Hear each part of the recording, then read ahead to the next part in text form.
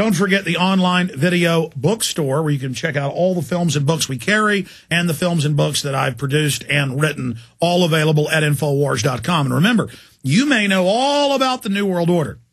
It's about waking somebody up every week. And our numbers have exponentially been growing. We'll talk about that more with Wayne Paul here in a moment. But going back to Wayne, I mean, the outrages, the news reports of the IRS showing up at a house, seizing it, seizing the furniture, seizing family photos, grabbing wedding rings off women's fingers, people committing suicide. And it's done outside due process. And it turns out Rangel's not paying taxes. Geithner, the head of the IRS, isn't paying taxes. Rangel was the head of the tax committee. It turns out close to half of Congress doesn't pay all their taxes or doesn't pay at all. The EU bureaucrats wrote the laws where they pay a 17% income tax, and the average European's over 50%. I mean, this is just so incredibly corrupt. And when your brother's always on TV, Ron Paul, they'll say, "You want to get rid of the income tax, sir? How will we fund America?"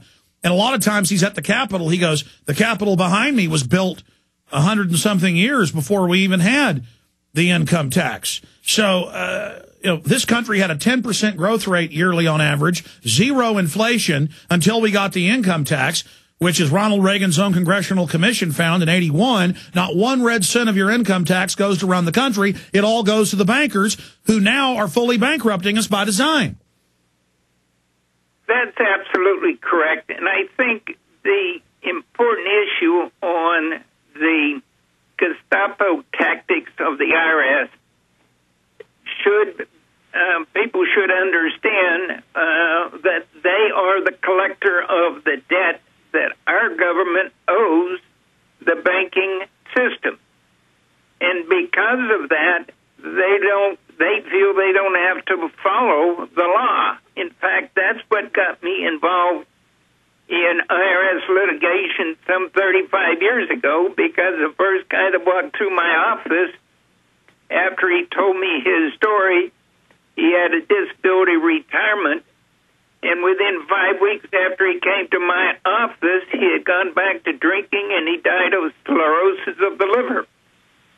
And I look at that compared to the guy 2 weeks ago that flew his airplane into the IRS building. Why is not Congress looking at why this guy did it? What forces a man, a human being, to such extremes that he says, "I've got to put a story out there, I've got to kill myself"? If, Congress ought to be sitting and bouncing up and down on the IRS and say, "Now, wait a minute, what are you guys doing that's causing somebody to get so frustrated and so desperate that it turn around and fly his airplane into a building?" Well, our country revolted over taxes a lot lower than what they are right now. And the people were happy to pay taxes, but they said no taxes without representation. And also the taxes weren't being equally applied. That's what really started the Civil War, as you know, in the 1860s. But I have stacks of news every day where they're increasing the tickets, the fines, the fees, the regulations, taxes on food, taxes on the environment, a $2.6 billion tax they're trying to pass in Austin in the first 3 years. $2.6 billion. That's more than all taxes in Austin in 3 years combined. I mean, it's just a cancer. And the only sector hiring is government. That's admitted. All the other industries are literally shutting down.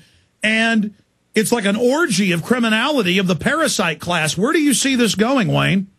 Well, I think by education, by learning, and by people becoming more knowledgeable about the way the system works, we will eventually see the rights of the people. They will come back, and through elections, and we've had one just Tuesday in Texas that, even though it was disappointing in some races, it was encouraging in others, because there are fundamental constitutional people that won elections this time around in Texas, and therefore I don't think Governor Perry is going to be able to be as dogmatic and forceful on his liberal ideas as to how he wants to run Texas. You know, he doesn't do anything for protecting the border. He confiscates our property when it comes to the Trans-Texas corridor, and he tried at one time to force our children to turn around and get shot. All those things are going to change, and they'll change one person at a time, and that will start to make differences, and we're going to see changes take place. Absolutely, Wayne Paul. We're going to some of your calls here in a moment, but I've got a big stack of this news. We're going to cover it next hour when Bob Chapman's with us. I'm also going to break down the obvious staged event at the Pentagon and how they're coming after anyone that questions 9/11. I mean, this is serious what's coming up, so people need to definitely stay with us. But the Wall Street Journal reports the end of the Internet as we know it.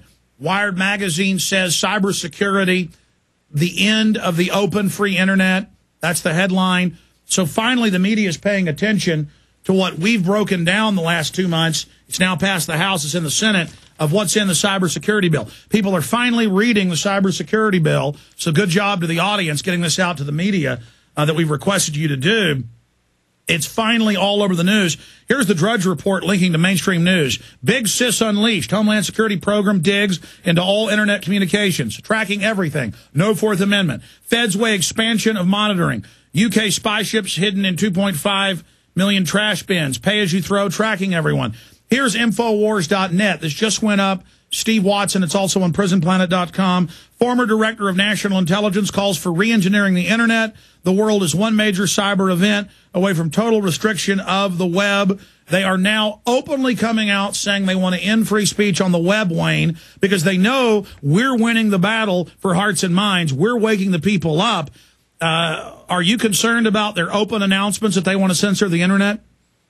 Absolutely, because that's our basic freedom and liberty, is to be able to speak those ideas and voice our opinions. Opinions are always great. I don't have to agree with you to listen to you, but I also have to grant you the right to give me your opinion and your thoughts. I think that is a basic constitutional right that we have, and any attempt to stop that over the Internet should absolutely be 600% opposed by every human being that walks the face of the earth today.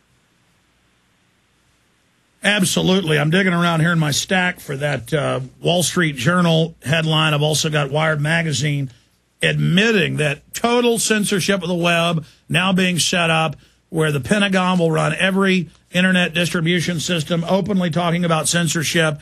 I mean, these are very, very desperate times. Wayne, I want to go to calls and go into the different issues that they're going to raise. But while we've got you here today,